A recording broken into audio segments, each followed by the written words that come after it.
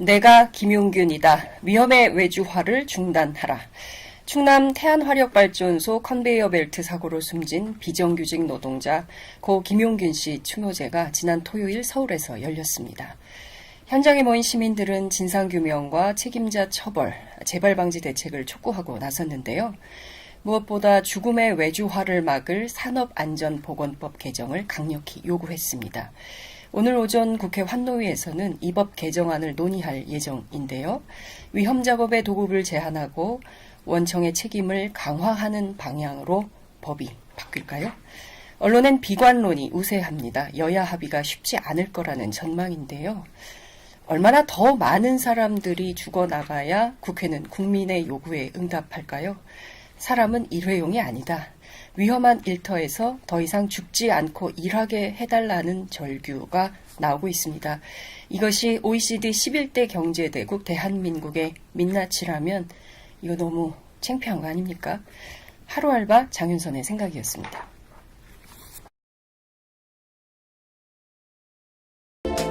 이 정도는 알아야 할 뉴스 하겠습니다. 안녕하세요, 김은지 기자님. 네, 안녕하세요. 시사인 김은지입니다. 예, 오랜만이십니다. 네, 저는 약간 뉴스공장 올 때마다 명절 때 일하러 오는 며느리 마음이 들어요.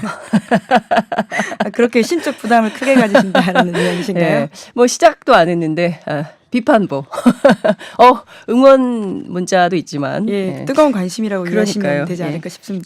모두 감사합니다. 네. 오늘 크리스마스 이브인데요. 아마 네, 그렇죠. 출근하지 않고 댁에서 들으시는 분들이 더 많은 월요일 아닐까 싶은 생각도 좀 듭니다. 그런 경우에는 라이브로 듣기보다는 다시 듣기로 꽤 많은 분들이 보신다고 하던데요. 유튜브나 팟캐스트 등으로도요. 꽤 많은 사람들이 이용한다고 합니다. 거의 뉴스공장의 안방만 수준의 아니요, 저 주워들은 정보입니다. 아니 그러니까요. 스튜디오가 굉장히 따뜻해졌어요. 크리스마스 트리도 있고 수선화도 있고. 네, 갑자기 크리스마스 분위기를 내면서 그러니까요. 그런데 트리에 공장장으로 추정되는 사람의 인형이 굉장히 많이 붙어 있어서요. 그러니까요. 예. 공장장이 오셔야 되는데 일주일 동안 자신 잊지 말라라는 의미인지요.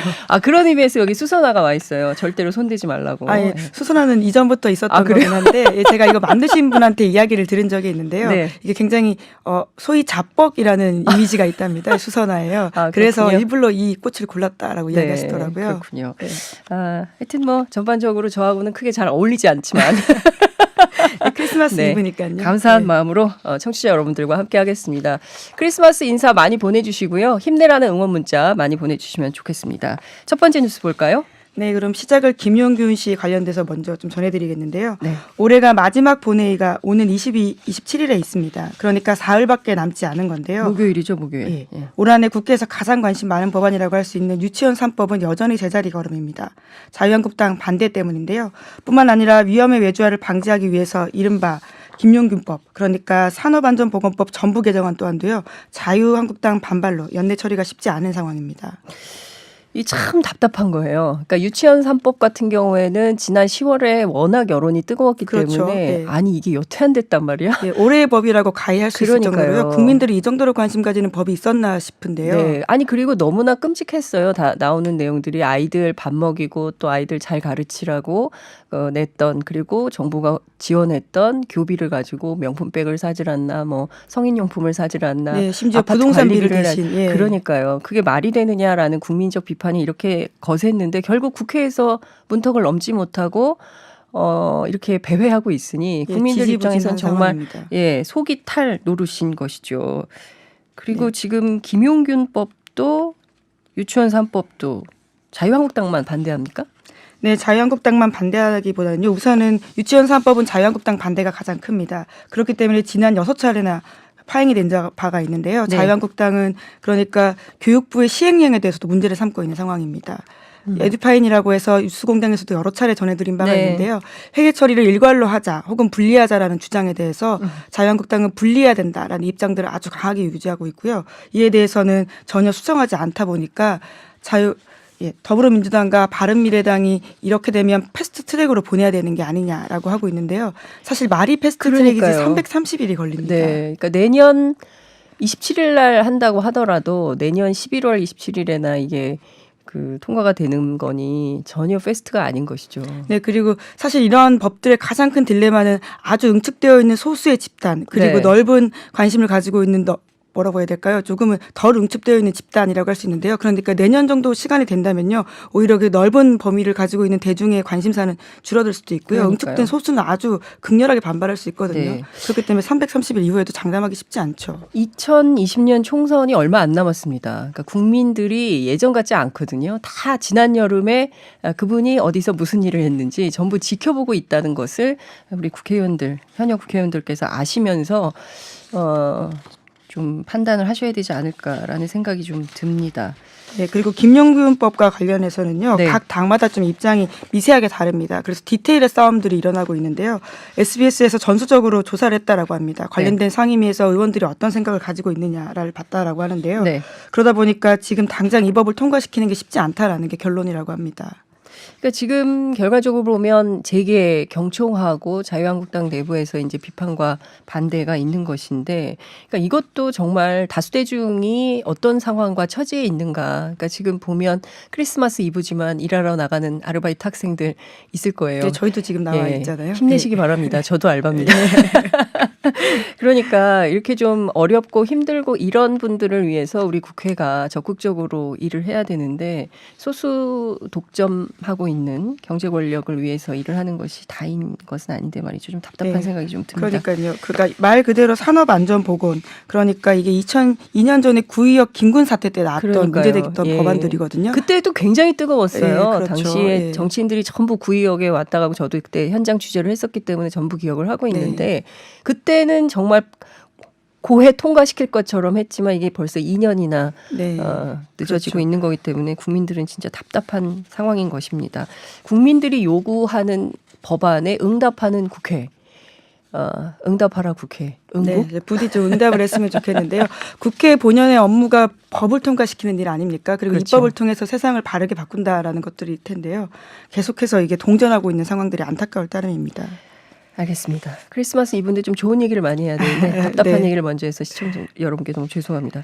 네, 자. 네, 계속해서 좀 답답한 이야기를 또 드릴 수밖에 없는데요. 아, 그래요? 예, 고 김영규 씨 관련해서 하나 더 소개를 뉴스 드리면요. 네. 예, 수사가 관련해서 계속되고 있습니다. 불법 파견 정황도 속속들이 확인되고 있다라고 하는데요. 그러니까 안전 문제는 물론이고 그동안에 회사 쪽에서 형식은 일은 하청업체에 맡기고 실제로는 자신들이 지휘했다라는 의혹이 있다라고 합니다. 저희가 지금 오늘 김용균 씨 어머니하고 함께 대책위 분이 있다가 나올 예정인데요. 그때 자세한 소식은 조금 더 그때 다루도록 하겠습니다. 다음 뉴스 볼까요? 네, 그나마 약간 숨통이 트이는 뉴스다라고 네. 할 수 있을 텐데요. 아, 북미 이분들 관계 좀 좋은 관련된 뉴스를. 소식입니다. 아, 그래요? 예.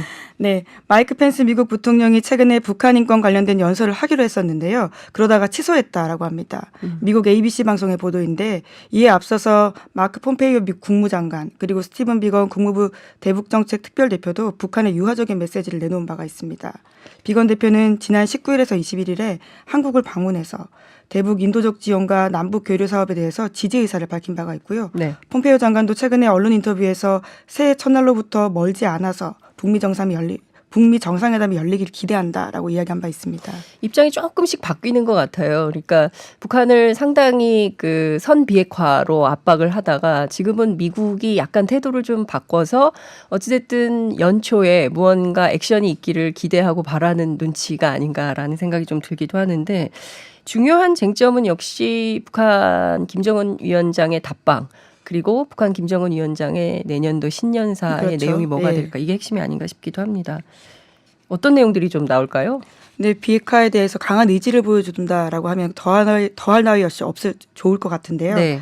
예, 어떤 내용이 나올지는 여전히 가늠하기는 쉽지 않습니다. 여전히 북미 관계가 교착 상황이기 때문인데요. 네.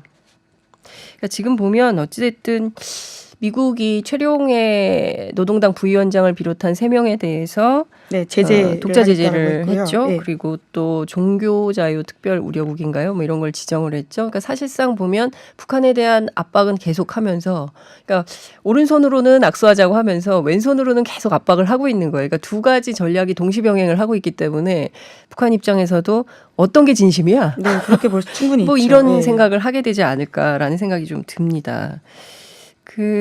제가 보기에는 다른 건 다 떠나도 올 한 해의 한반도 평화 프로세스 과정을 쭉 지켜본다면 여기에서 이미 다리는 넘어온 것 같거든요. 북도, 우리도. 네, 벌써 3번이나 정상회담을 그렇습니다. 했거든요. 예. 근데 이런 상황에서 뒤로 갈 수는 없다. 백도는 아니다. 근데 이미 돌아가는 다리가 없다라고 여기고 그렇죠. 계속 전진하는 게 서로에게 좋은 일이라고 생각하는데요. 맞습니다. 예. 그런데 미국이 조금 더 그 적극적이고 보다 더 진취적인 방향으로 좀 나오면 어떻겠나라는 네, 생각이 그렇죠. 좀 북한 드는데. 입장에서는 여전히 말 말고는 뭐가 있느냐라고 그러니까요. 물어볼 수밖에 없는 상황이긴 하거든요. 북한 입장에서는 손에 잡히는 무언가가 필요한 거죠. 예, 그래야 좀 담보가 있어야 또 한 발 진전을 할 텐데 지금으로서는 손에 잡히는 게 없지 않냐 이런 생각을 네. 할 수도 있을 것 그리고 같습니다. 사실 북한은 체제를 걸고 모험을 한다라고도 여길 수 있는 상황입니다. 미국에 비해서는 훨씬 더 큰 리스크를 안고 도전하는 것은 북한이다라는 생각을 미국이 좀 더 해야 되지 않나 싶기도 하고요. 그렇습니다. 네. 그 대북 제재는 변함이 없다라는 입장을 피력하면서도 또 타미플로는 지원하겠다는 그렇습니다. 입장이네요. 예, 한미 워킹그룹 회의가 지난주 금요일에 열렸었는데요. 네. 여기서 결정된 사항입니다. 네. 남북 철도 도로 연결 및 현대화 착공식이 오는 26일에 예정대로 열리고요. 뿐만 아니라 관련해서 독감 치료제인 타미플루도 북한 지원을 하기로 했습니다. 그리고 남북 유해 발굴 사업의 진행도 차질 없이 진행하도록 한미 양측이 합의를 했습니다. 그러니까 이 착공식까지는 괜찮은데 착공식에 들어가는 여러 가지 물품들이 예. 또 문제가 되는 거고 착공식은 했는데 그다음 또 진도 나가야 되잖아요. 우리가 네, 그렇죠. 왜냐하면 착공식을 하게 되면요, 이제 아주 공개적으로 이제 공사를 해야 되는 상황이거든요. 그렇죠. 예. 근데 이제 지금 또 이게 대북 제재에 걸려 있기 때문에 답답한 노릇인데 다른 것은 몰라도 올 한 해 남북 관계 진전된 내용을 보면 또 유엔 안보리에서도 뭐 미국이나 뭐 유럽 제외한 특히 러시아나 중국 같은 경우는 적극적으로 대북 제재 완화가 필요하다라고 얘기를 하고 있는데 제일 중요한 건 신뢰관계겠죠. 신뢰관계가 네, 그렇죠. 더 네. 많은 신뢰관계가 쌓여야 변화된 태도를 볼 수 있을 것 같은데 이 정도면 상당한 신뢰를 보여준 거 아닙니까? 기존의 그 관계에서 보자면. 예, 뭐 어떻게 보느냐에 따라서 다를 수 있을 텐데요. 올 한 해 전체를 두고 생각해 보면 사실 굉장히 많은 진전을 했습니다. 네. 그러니까 지금의 교착 상태만을 봐서는 안 된다라고 보고요. 딱 작년 이맘때 전해드렸던 뉴스만 생각해 보면요. 그렇죠. 정말 북한이 일촉즉발. 계속해서 예, 미사일을 쏜다 이런 식의 소식도 전해드린 바가 있고요. 딱 올해 초부터 평창올림픽을 계기로 풀리기 시작했거든요. 그렇죠. 그런 것들만 바라본다고 하면요. 2018년에는 굉장한 진전이 있었던 해입니다. 그렇습니다. 진도 나가야죠. 남북 화해와 평화, 협력을 위한 진도를 계속 나가야 될 것 같은데 이산가족 화상상봉에 대해서도 얘기를 한 모양이죠. 네, 이슈가 있었는데요. 하지만 네. 정확하게 내용이 나오진 않았습니다. 아마 내년 초 정도로 넘어가게 되는 것으로 보이는데요. 화상상봉과 관련해서 또 들어가는 물품들 때문에 계속해서 제재가 있었다라고 하는데요. 인도적 차원에서라도 이런 부분들이 빨리 풀려야 되지 않나 싶습니다. 네. 사실은 이산가족에겐 정말 시간이 별로 없거든요. 그렇습니다. 네, 한 번 봤던 가족을 또 보고 여러 차례 보는 것도 쉽지 않은 일들인데요. 오히려 한 번 보고 나서 그 이후에 생사를 모르는 가족들은 더 몸이 아프거나 그리움의 병이 쌓인다라는 이야기도 들어서요. 그렇죠. 이렇게라도 화상으로 소식을 주고받을 수 있으면 좋다라는 생각이 듭니다. 저는 이산가족 상봉 현장 취재할 때마다 제가 너무 울어가지고 취재가 잘 안 된 네, 적이 마음이 너무 많이 많았어요. 아프죠. 예. 네. 현장에 있는 기자들도 굉장히 많이 마음이 아프거든요. 그리고 외국 기자들이 그런 얘기 하더라고요. 당신네들 정말 잔인하다. 이렇게 그 가족, 형제가 몇십 년 동안 서로 떨어져서 마치 무슨 행사하는 것처럼 만나게 하는 거 굉장히 비인도적인 거 아니냐라는 얘기를 네. 하는데요. 이제는 자유왕래, 서신교류 이런 것이 가능한 시대가 돼야 되겠죠. 이도훈 본부장 얘기가 굉장히 인상적이에요. 네, 이대원 본부장이 이런 이야기 했는데요. 화상상봉과 여러 이슈에 대해서는 모두 얘기했고 잔잔한 이슈들이 남아있는 것은 다음에 얘기하기로 했다 네. 하면서 잔잔한 이슈라는 표현을 썼습니다. 그렇군요. 잔잔한 이슈들은 뭔지 그리고 지금부터 내년 초까지가 한반도의 완전한 비핵화, 평화체제 구축에 있어서 굉장히 중요한 시기다라고 했는데 정말 그런 것 같습니다. 네, 조명균 장관도 그런 이야기를 여러 차례 한 바가 있고요. 네. 모두가 공유하고 있는 사항은 맞는 것 같습니다. 네. 미국에서도 그런 이야기가 나오고 있다라고 하는데요. 네. 데드라인이 오는 3월까지다라는 이야기가요. 오늘 아침 동아일보에 실린 바가 있습니다. 그렇군요. 김정은 위원장 빨리 오셔야 될 텐데 아마 뉴스공장 들으실걸요? 듣지 않을까요? 예, 뭐 열렬히 러브콜을 보내겠습니다. 예, 답방과 관련해서요. 네. 자, 다음 뉴스 보겠습니다. 네, 현재 검찰은 삼성 바이오로직스의 분식 회계 의혹을 수사하고 있습니다. 검찰의 압수수색 소식을 전해드린 바가 있는데요. 삼성그룹의 미래전략실 임원도 여기에 포함되어 있다고요. MBC가 전했습니다. 그 당사자가 삼성전자 김용관 부사장인데 김 부사장은 2015년에 미래전략실 임원을 재직하는 동시에요. 삼성 바이오로직스의 감사까지 경집했다라고 합니다. 이 사건 지금 어떻게 되는 겁니까? 그러니까 지금 제일 중요한 거는 이 삼바 자체의 분식회계도 심각하지만 그래서 뭐 이 회사의 운명도 관심이 있지만 그것보다는 이재용 삼성전자 부회장의 경영권 승계 의혹과 관련해서 이 사건이 어떻게 결론 그렇죠. 나는가 예. 이게 핵 관전 포인트 아니에요? 예, 아무래도 이재용 부회장의 2심 사건에서 핵심이요. 승계 과정이 없었다라는 근거로 뇌물죄를 그렇죠. 무죄를 줬거든요. 예. 그런데 이러한 과정들, 그러니까 삼성바이오로직스를 둘러싼 과정만 보더라도 충분히 승계 과정이 있었다라고 볼 수밖에 없기 때문에요. 추가 증거가 생긴 게 아니냐라고 볼 수 있는데 현재 3심에서는 법률심이라고 해서 추가 증거를 낼 수는 없습니다. 네. 대신에 파기환송이 된다면요. 다시 2심에 돌아가서 그러니까 파기환송심에서 이러한 상황들이 추가 증거로 다 낼 수가 있고요. 네. 그렇다면 이재용 부회장에게 굉장히 불리한 상황이라고 할 수 있습니다. 그렇군요. 보겠습니다. 어떻게 결론이 나는지 지켜보겠습니다. 다음 뉴스는요? 예, 지난 10월 달에 다스의 실소유주가 이명박 전 대통령이라는 판결 기억하실 텐데요. 그럼요. 예, 그럼에도 불구하고 다스와 관련한 증여세는 물릴 수 없다고요. 오늘 아침 YTN이 보도했습니다. 이게 무슨 얘기입니까? 그러니까요. 말이 됩니까 이게? 다스가 이명박 전 대통령 것이라고 하더라도요. 세금은 물릴 수 없다라고 하는 왜 것이요. 그런 거죠? 국세청이 이와 같은 결론을 내렸다라고 하는데요. 그만큼 현행 세법에 허점이 많다라고 합니다. 이것도 이제 국회에서 뭐 하는 겁니까? 예? 국회의원들 뭐 하는 겁니까? 사실은 이게 그러면 어쨌든 지금 다스는 MB 것이다라는 것이 확인이 됐음에도 1심에서 불구하고 확인이 됐죠. 예, 그리고 나서 후속 조처들이 뭐가 있는 겁니까? 그러니까 재판을 계속 진행하기 때문에요. 아직까지는 확정된 사실이라고 보기는 어려워서 좀 더 지켜봐야 될 부분들이 있지만요. 네. 관련해서 법들을 조금 미비된 것들을요 손봐야 할 상황입니다. 그렇군요. 아이고, 다음 뉴스 보겠습니다. 네, 또 이렇게 어두운 소식을 전할 수밖에 없는데요. 강릉 펜션 사고 당시에 해당 보일러 급기관이 벌집에 일부 막혀 있었다라고 합니다. 급기관이라는 단어가 낯서실 텐데요. 네. 보일러 가동 시 외부에 깨끗한 공기를 빨아들여서 보일러 내부로 공급하는 관이라고 합니다. 근데 이게 확인이 안 되나요, 평소에? 그러니까 좀 이런 상태가 어떤지 이거를 운영하는 분은 꼼꼼히 좀 살펴서야 됐던 거 아닌가요? 예, 그랬어야 되는데 그것이 없어서 지금 이러한 아주 끔찍하고 불행한 일들이 일어났다라고 볼 수밖에 없는 건데요. 참 그 수능 시험 끝나고 우리 아이들이 얼마나 홀가분하고 가벼운 마음으로 친구들과 함께 여행을 떠났겠습니까? 아이들이 신나고 즐거운 여행을 하고 돌아와서 또 대학에 입학하고 이런 모습을 보려고 했던 그 부모님들. 정말 남의 일 같지가 않아서요. 정말 이런 어처구니 없는 안전과 관련된 사고를 볼 때마다 도대체 2014년 세월호 참사 이후에 대한민국이 뭘 반성한 건가. 우리가 정말 다 같이 한번 생각해 볼 필요가 있지 않나 싶습니다. 어른으로 산다는 게 이렇게 부끄러운 것인가라는 생각을 자꾸 하게 됩니다. 오늘 말씀은 여기까지 들어야 될 것 같습니다. 예, 하나만 더 전해드리면요. 네. 오늘 파인텍 노동자들이 단체 협약 이행을 요구하면서 75m 높이의 굴뚝에 오른 지 408일 됐다라고 합니다. 그러니까 이게 세계 신기록이라고 하네요. 이런 거 세계 신기록 안 해도 되거든요. 그리고 정말 좀 부끄러운 일들이 너무 많아서요. 좀 이렇게 우리 촛불 혁명을 한 민주공화국 국민으로서 좀 격에 맞는 그런 나라 가장 추운 날이라고 하는데요. 됐으면 좋겠습니다. 자, 오늘 말씀 여기까지 듣겠습니다. 예, 시사인의 감사합니다. 예, 시사인 김은지였습니다. 감사합니다. 네, 고맙습니다. 구청장 시절에 소상공인들을 지키려다가 전 재산을 잃을 위기에 처한 정치인이 있는데요. 바로 윤종호 전 울산 북구청장 얘기입니다. 지난 14일 인터뷰했을 때 많은 청취자들께서 지지를 해주셨는데요. 좋은 소식이 또 있다고 해서 저희가 다시 연결을 해봅니다. 윤종호 전 울산 북구청장 전화로 연결이 돼 있습니다. 구청장님 나와 계신가요? 네, 안녕하십니까. 반갑습니다. 네, 반갑습니다. 공장장께서 만나셔야 되는데 오늘은 제가 대리로 장윤성 기자입니다. 아유, 괜찮습니다. 괜찮으세요? 예. 네, 누구라도 좋습니다. 예, 고맙습니다.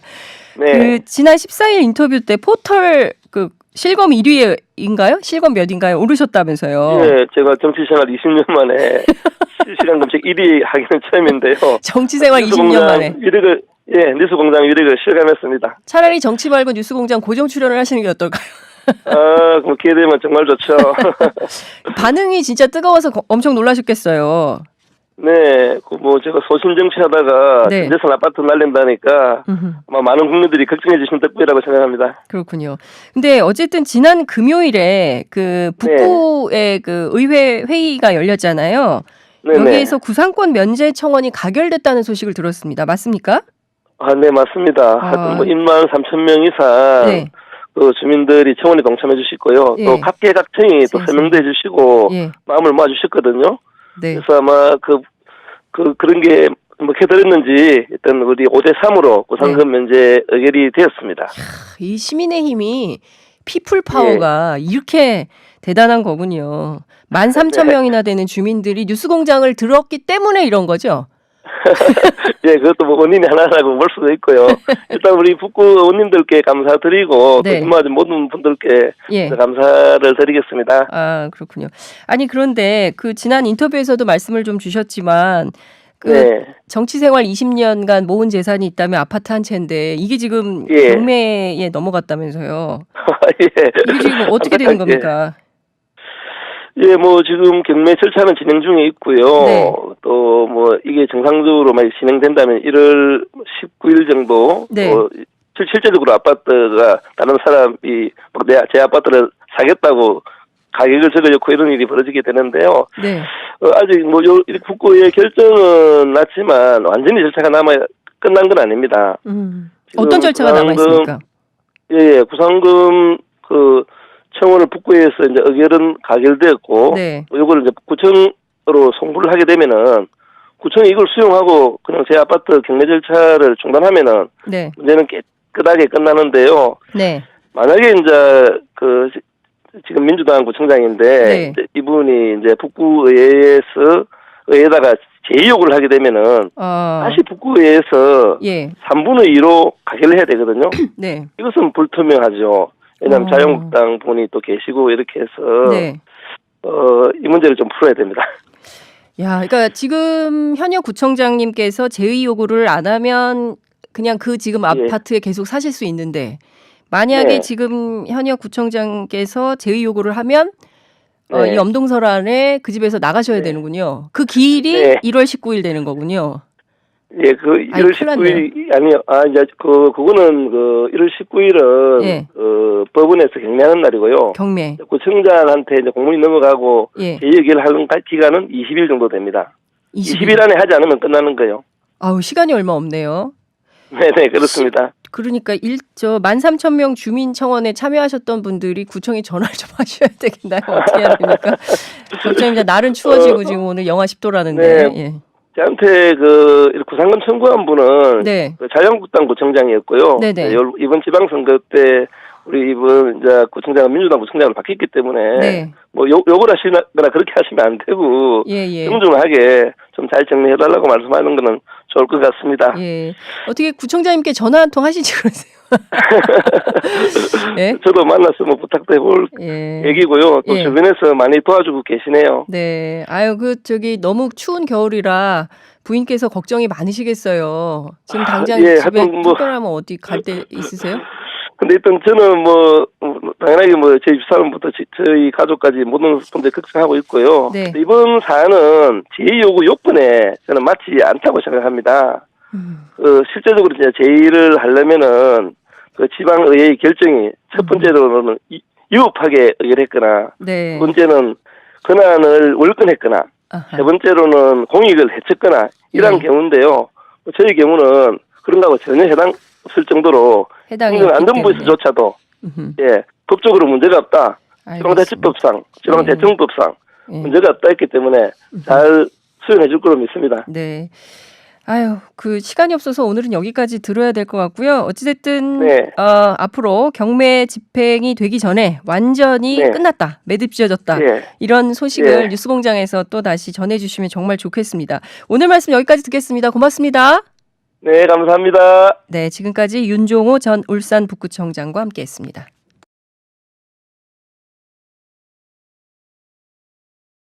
태안화력발전소에서 작업 도중에 숨진 24살 청년 있죠. 바로 김용균 씨 얘기인데요. 김용균 씨를 추모하기 위한 행사가 지난 주말 도심에서 열렸습니다. 오늘 국회에서 관련 법에 대한 논의가 이루어질 전망인데 현재 상황으로 보면 여야 간 이견이 너무 커서 연내 처리가 불투명하다는 전망이 나오고 있습니다.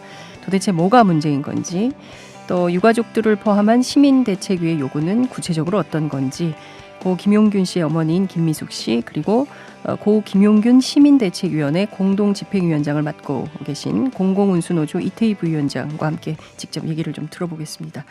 두 분 어서 오십시오. 예.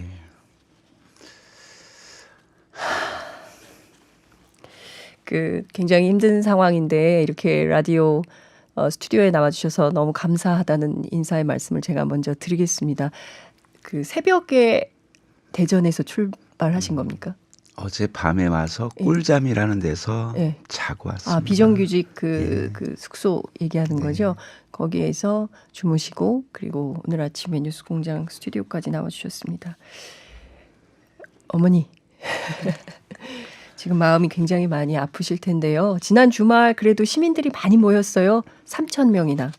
그 추모제 어떤 마음이셨습니까? 엄마의 마음으로 참석했습니다. 거기 많이 모여주셔갖고 너무 감사드리고요.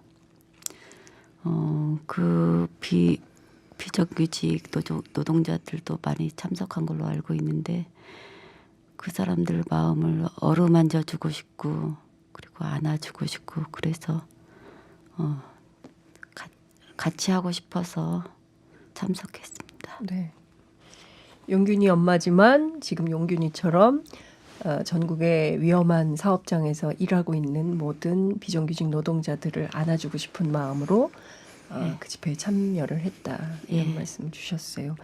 그 부위원장님 분위기가 좀 어땠습니까? 현장 분위기가 뜨거웠습니까? 뜨겁다기보다는 다 울었죠. 다 울었어요. 어머니 노래 용균 씨에게 해주던 자장가 불러주고 동료들 다 안아주고 말이 뭐 필요 없었죠. 어떤 노래였습니까? 아기가 100일 태어나서부터 잠트집이 좀 있었어요. 잠투정이 좀 있는 예, 아이였군요. 예. 그래서 잘 때마다 이렇게 안아주고 업어주고 하면서 불러줬던 노래인데 그 노래 제목은 잘 모르겠습니다. 근데 노래 가사만 알고 있습니다. 뭘로 시작되는 거죠, 어머니? 잘 자라 잘 자라 우리 아가야 꽃같이 예쁜 우리 아가야 귀여운 너 참 잘 적에 하느자 나비 춤춘다. 예, 이런 노래였습니다. 아유, 어머니 이제 그 김용균 씨 24살까지 이 노래 잊지 않고 계속 곁에서 불러 주셨던 게 느껴져요. 그러니까 제가 한 애가 잠들집이 계속 있었던 건 아니고요. 네. 돌까지 그 정도까지 맞아요. 잠들집이 있었어요. 그래서 그걸 그때까지 계속 불러주니까 애가 나중에 커서 제가 물어봤는데 네. 그 노래 알고 있냐고 예. 물어보니까 음하고 노래 가사는 정확히 모르는데 음을 알고 있더라고요. 알죠. 예. 예. 그래서 같이 웃으면서 불렀었어요, 노래. 그러니까요. 아마 지금 그 아이 키우는 엄마들은 지금 어머님 마음 어떤 건지 그 노래 어떤 건지 다 아실 거야. 엄마들이 다 각자 그런 노래 한 편은 있거든요. 왜냐하면 그 애가 또 이렇게 키우다 보면 잠투정도 많이 하고 또 어떨 때 우리 애가 좋아하는 게 있기 때문에 그럴 때마다 했던 그 기억들을 아마 많이들 갖고 계시지 않을까 싶습니다.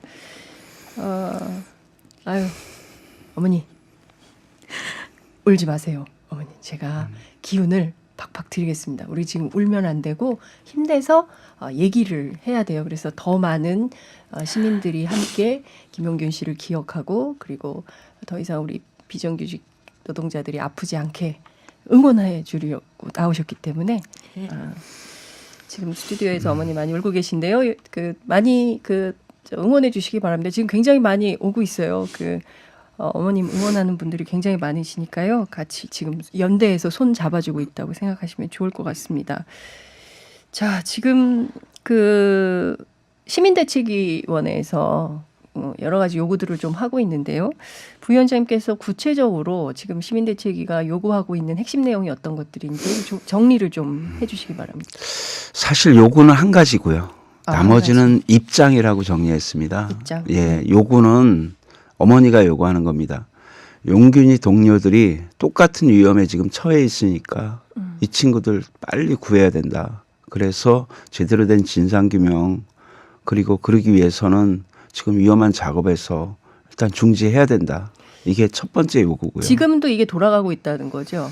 이 상황에서도. 사고 난 9호기, 8호기만, 10호기만 예. 멈춰 멈추고 있고 있고. 나머지는 다 지금 정상으로 가동되고 있습니다. 그러면 김용균 씨하고 함께 일했던 똑같은 그 비정규직 노동자들께서 현장에서 지금 계속 같은 일을 하고 있다는 거죠. 위험한 공간에서. 예, 어머니는 그것이 가장 시급하게 중단해야 된다.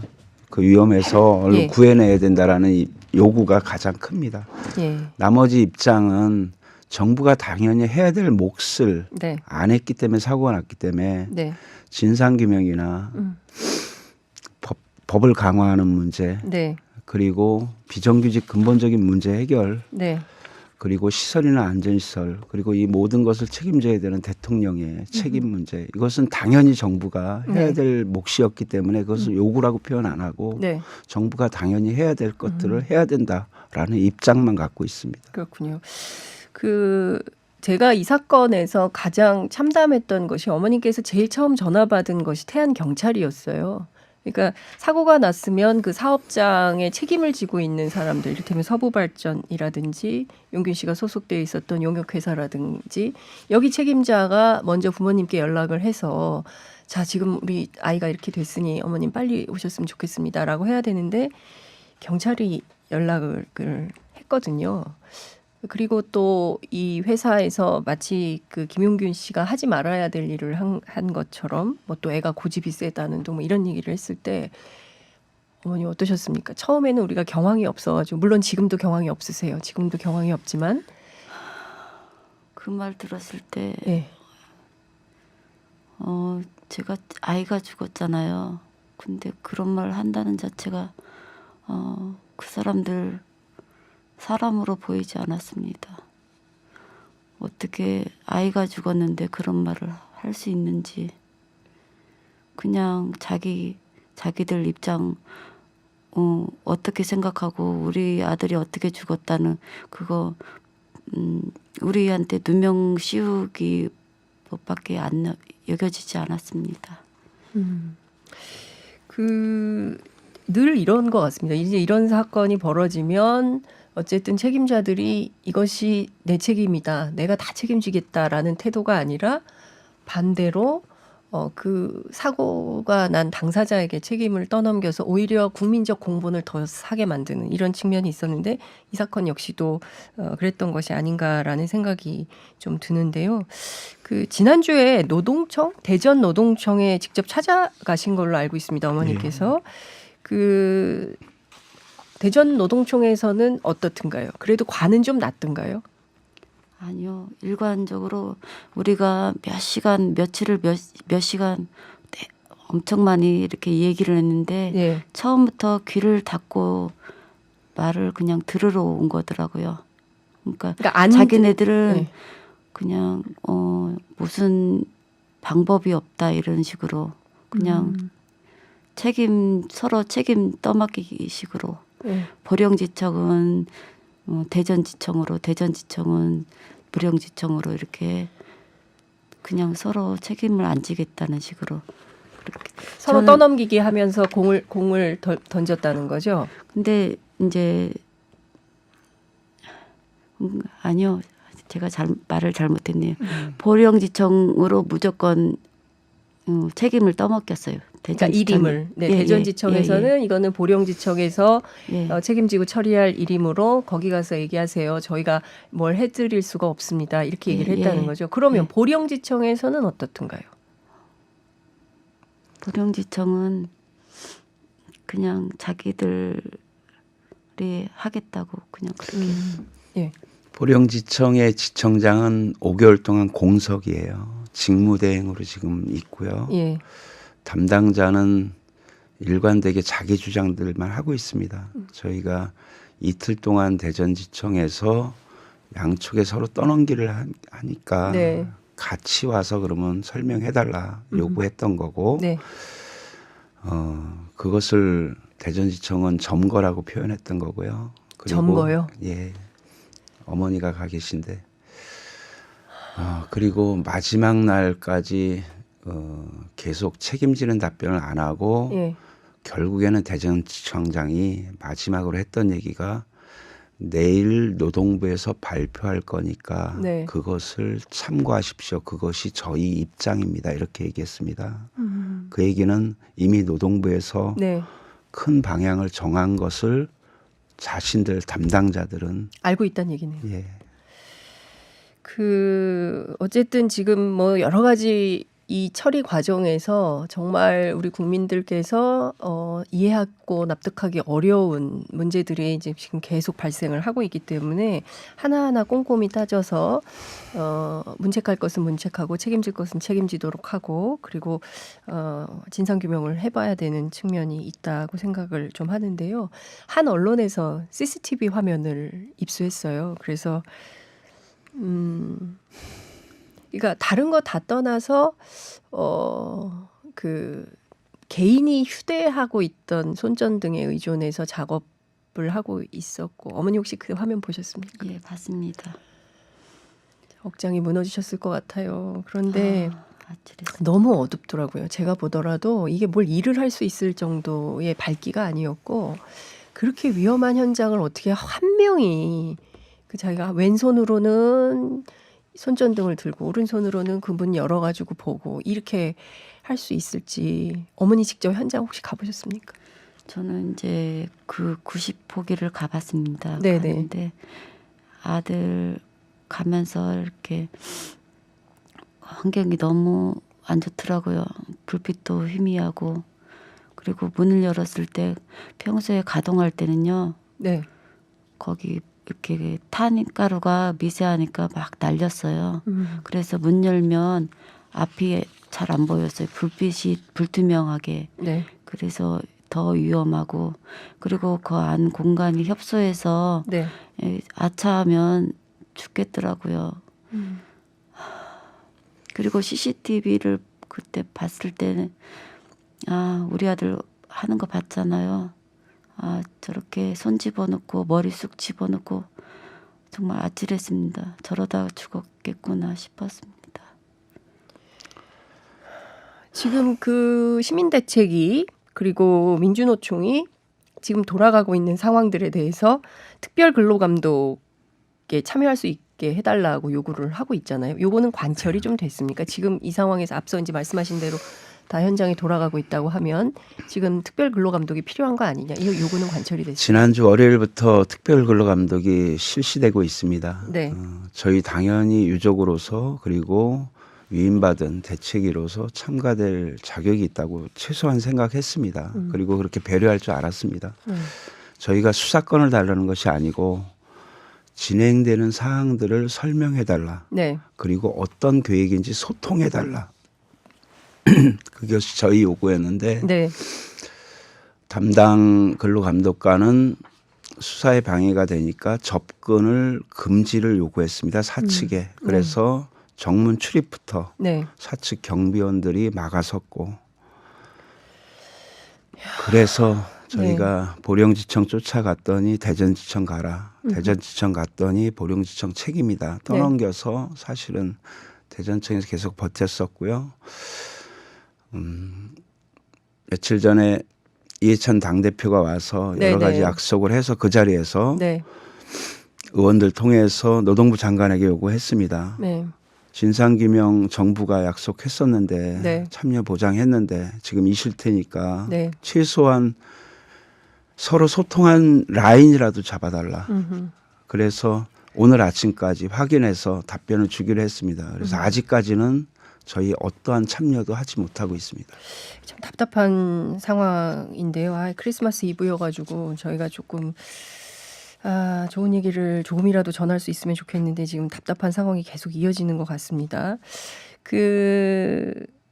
지금 제일 중요한 게 어찌됐든 이게 사실은 2016년에 구의역 스크린도어 사건, 김군 사건이 있었기 때문에 다른 거 다 떠나서 산업 현장에서 일하고 있는 사람들, 노동자들을 위해서 산업안전보건법 위험의 외주화를 막을 수 있는 법안들을 좀 통과시켜 달라. 그리고 이제 그 논의가 오늘 오전 10시에 국회 환노위에서 진행을 하게 되는데요.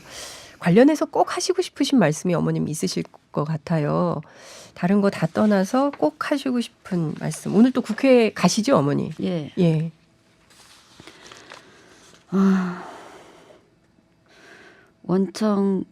원청에 사람 취급 안 하고 구조적으로 살인을 저지른 이 나라에게 책임을 묻고 싶습니다. 컨베이어 벨트에 아이가 껴서 몸체는 두동강 났고 등은 갈아지고 타서 정말 기가 막혔습니다. 온전한 몸으로 그냥 죽어도 원통한 일인데 이렇게 죽으니까 원통하고 분한 마음 이루 말할 수가 없습니다. 진짜로 진상규명 제대로 해서 우리 아들 억울한 죽음이 안 되도록 우리와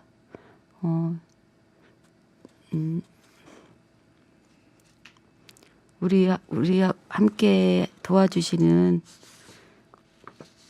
분들과 같이 함께해서 진상규명해야지 제가 믿을 수 있습니다. 네. 예, 그래서 꼭 제대로 밝히고 싶습니다. 네. 늦둥이였다면서요. 예, 영균 씨가. 예. 아들 딱 하나시라면서요. 예, 예. 제가 봤더니 카톡 아이디가 가정 행복이더라고요. 예. 그러니까 이 우리 김용균 씨가 어떤 청년이었는지가 이 카톡 아이디 4글자로 확인이 되는 것 같아요. 굉장히 아들인데 우리가 이제 딸은 이제 딸 같은 데가 있지만 아들은 좀 무뚝뚝하기도 하고 엄마가 뭘 먹는지 뭘 하는지 관심도 없고 그래서 아유 우리 아들은 진짜 나에 대해서 관심도 없다. 엄마들이 이제 큰 아들에 대해서 이렇게 다들 좀 서운해하고 섭섭해하는데 우리 용균 씨는 어떤 아들이었습니까? 애는 무뚝뚝할 때도 있어요. 근데 또 딸같이 다정다감하고 관심 있어하고 엄마 아빠에 대해서 그래서 항상 이게 딸인지 아들인지 둘 다 가진 느낌이었어요. 그리고 이렇게 거리를 걸을 때 제가 팔짱을 끼거든요. 아들 팔짱을. 네. 그러면 애가 저한테 팔을 둘러서 네. 그렇게 걸어 다니고 그리고 또 한 달에 몇 번씩 같이 엄마 아빠하고 같이 밥 먹고 하려고 지가 노력하더라고요. 예. 예, 아유. 그렇게 그런 아들이 예. 정말 지금 청취자 여러분들께서 굉장히 많은 힘을 모아주고 계시는데요. 제가 하나만 소개하겠습니다. 시간이 없어가지고 너무 안타까운데 저도 용균 엄마입니다. 20살, 21살 두 아들을 둔 엄마입니다. 앞으로 4, 5년 후면 우리 아들도 취업하고 비정규직할 수도 있을 텐데 이제라도 모든 엄마 아빠들이 우리 아이들을 위해서 다시 한번 힘을 모아야 합니다. 힘내세요 하셨습니다. 어머님 힘내시기 바랍니다.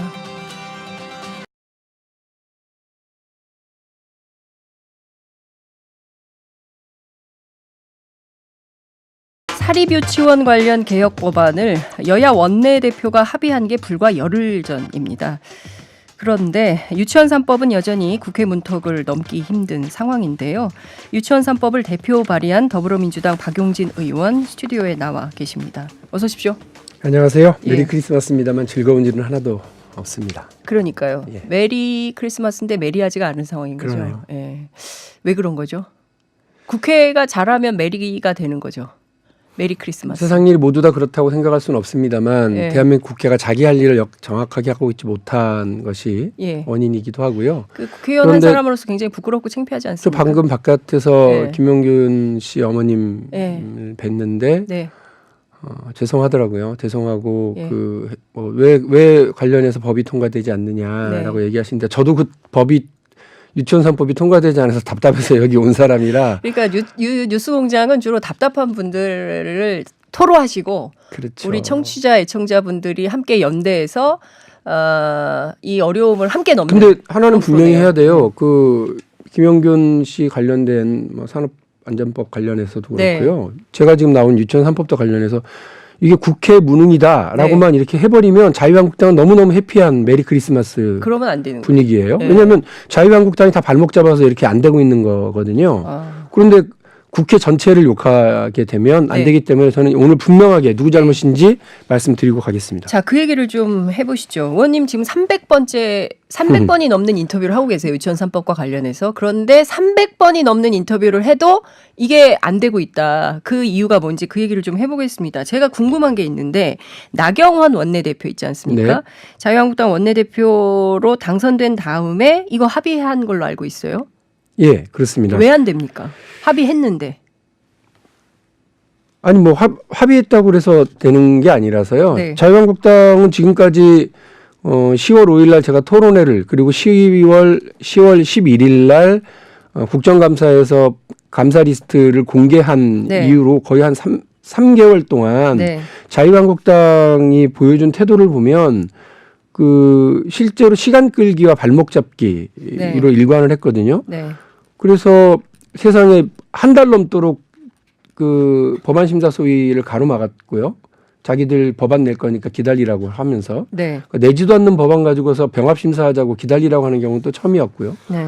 그리고 6번이나 진행되는 법안 심사 소위 내내 네. 계속해서 일관되게 그 박용진 3법 유치원과 관련된 논의를 가로막고 반대하는 데 열중을 했어요. 거기 핵심이 네. 사실은 그 부정하게 유치원의 교비를 쓰게 되는 쓴 원장들에 대해서 형사처벌을 하도록 하겠다는 건데 네. 그거 못하게 하려고 온갖 억지 쓰고 시간 끌기하고 하는 상태였거든요. 네. 자유한국당 시간 끌기용 발목 잡기에 더 끌려가면 네. 이제는 발목이 부러질 지경이에요. 유치원 3법의 발목이. 지금 자유한국당이 내세우고 있는 명분은 그 정부가 자유한국당하고 한마디 합의나 설명도 하지 않고 교육부가 시행령 개정을 했다. 이건 맨 마지막 입법권을 침해한 거다라고 지금 주장을 하고 있는 거잖아요. 그런데 지금 국민들이 보기에는 의원님 300번의 인터뷰를 통해서 말씀해 주신 대로 지금 너무나 합리적이고 상식적인 요구를 하고 있는 거잖아요.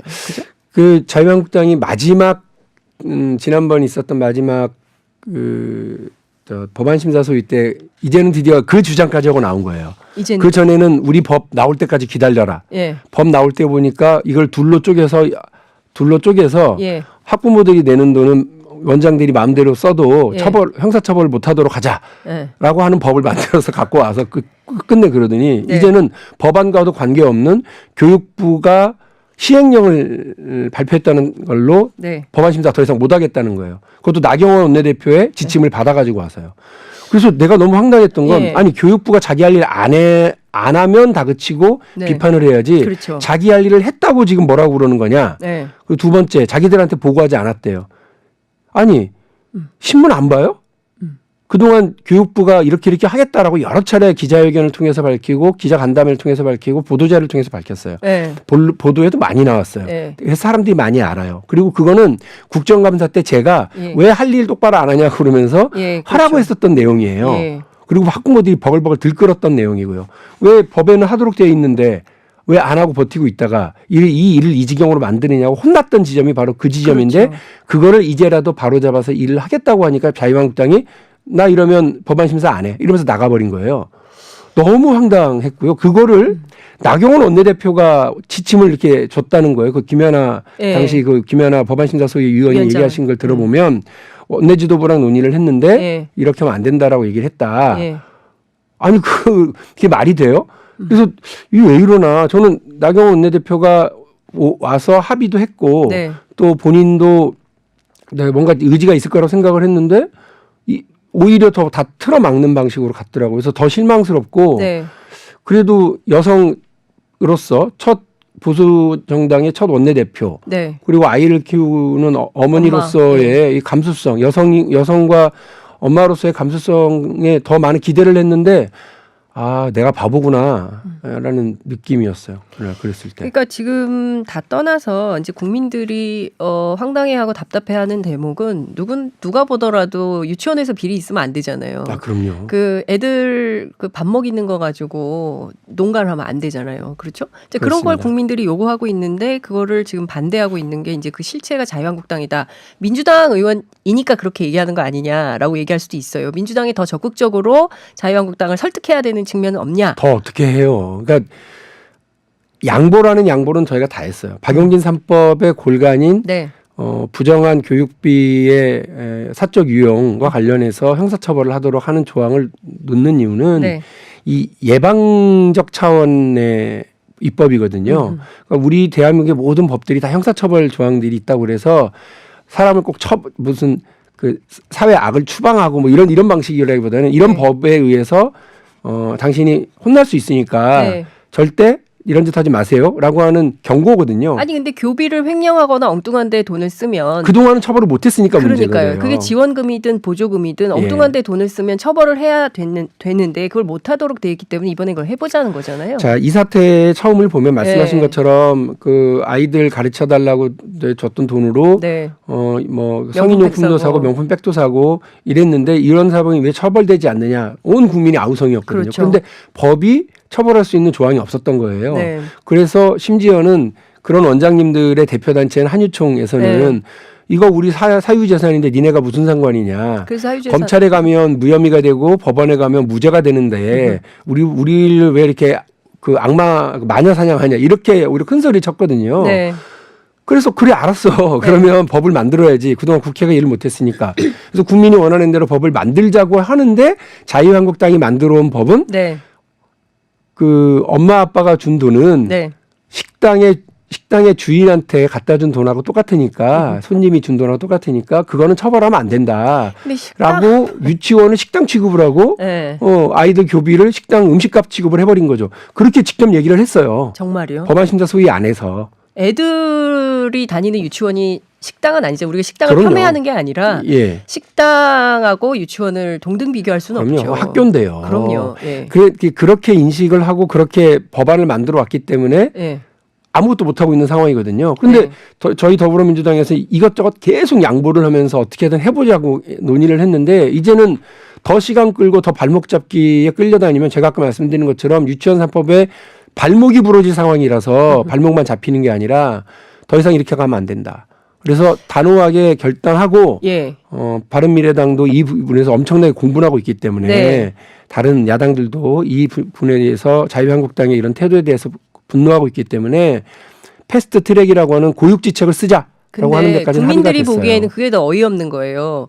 그 자유한국당이 발목을 잡으니 바른미래당 등과 손잡고 패스트트랙으로 통과시키겠다고 했는데 이게 330일이 걸리는데 이게 과연 빠른 처리냐? 패스트는 아니죠. 패스트가 절대로 아닌 거죠. 그런데 저희가 자유한국당한테 하다 양보할 때 예. 여러 가지 마지막 단계에서 양보할 때 그렇게 그게 걱정이고 그러면 형사처벌 조항은 2대 유예 시간을 좀 둘래요? 네. 그래서 한 1년까지 어떠냐라고 예. 하는 제안도 했어요. 그것도 거부를 했거든요. 1년 6개월 정도의 유예 기간을 두자는 게 자유한국당 입장 아니에요?